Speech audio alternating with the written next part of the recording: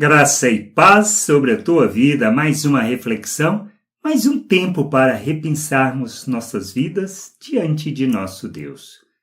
Dá para trabalhar contra Deus? Este é um aspecto extremamente importante que a gente precisa pensar, repensar, principalmente olhar a motivação de nossos corações. Pois muitas vezes podemos estar trabalhando contra Deus naquilo que Ele está fazendo, na sua obra, naquilo que Ele está realizando.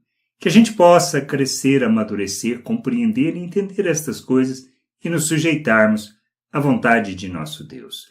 Lá em Atos, no capítulo 11, 17 e 18, na conversa entre Pedro e os apóstolos, porque Pedro tinha entrado na casa de um não-judeu e comido com eles. E ele fala assim, pois se Deus lhes concedeu o mesmo dom que a nós nos outorgou quando cremos no Senhor Jesus, quem era eu para que pudesse resistir a Deus?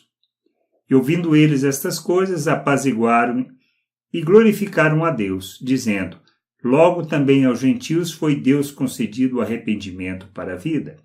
Ou seja, muitas vezes o nosso pensamento, a nossa atitude, o nosso posicionamento religioso nos leva a trabalharmos contra o que Deus está fazendo. A situação aqui, simplesmente judeus, e ao anunciar o evangelho para os gentios, eles também recebem o Espírito Santo. E são batizados e Pedro convive com eles, come com eles. Agora, os irmãos que estavam longe, o que viram, pensaram que ele estava trabalhando contra a vontade de Deus. Por quê? Por causa do pensamento religioso.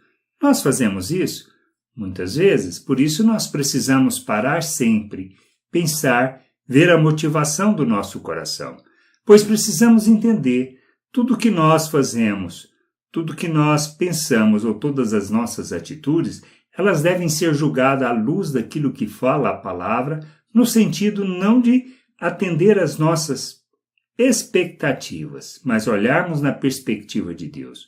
E precisamos olhar entendendo na expressão das virtudes de Deus, ou seja, no manifestar de graça, compaixão, misericórdia, bondade e a manifestação de fruto do Espírito. Pois se não houver a expressão de amor, de longanimidade, de paciência, de mansidão, dificilmente existe a expressão de Deus nisso ou a vontade de Deus nisso manifesto.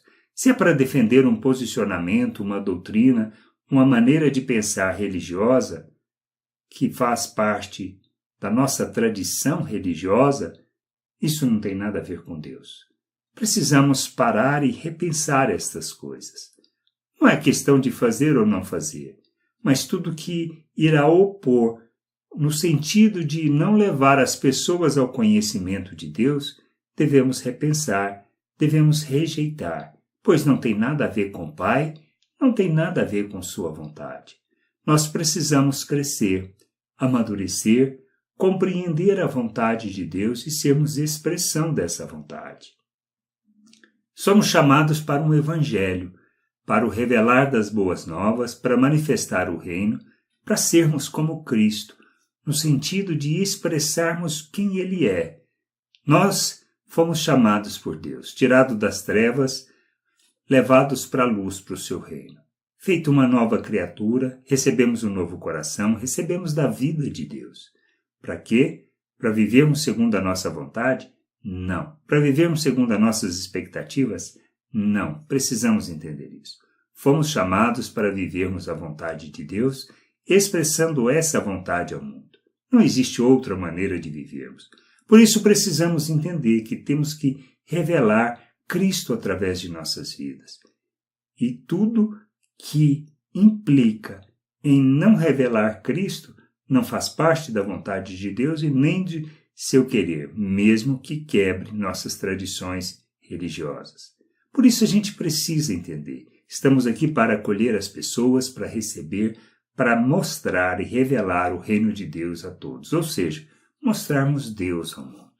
E a gente precisa entender que nós somos responsáveis por isso, que a gente possa crescer, amadurecer, compreender a vontade de Deus e sermos expressão dessa vontade neste mundo. Que a gente possa entender e nos ofertarmos para sermos o sacrifício vivo, a oferta em favor das pessoas, para que possam conhecer o Pai. Graça e paz sobre a tua vida. Amém.